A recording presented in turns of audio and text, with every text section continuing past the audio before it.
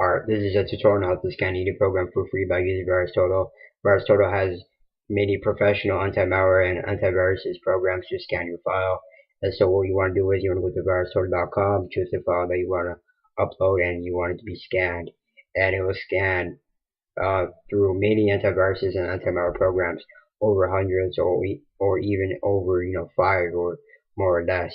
And as you can see, I have uploaded a program called Resource Hacker, and only one program has detected it as a threat, and I'm pretty sure that's a false positive because Resource Hacker isn't a malware program.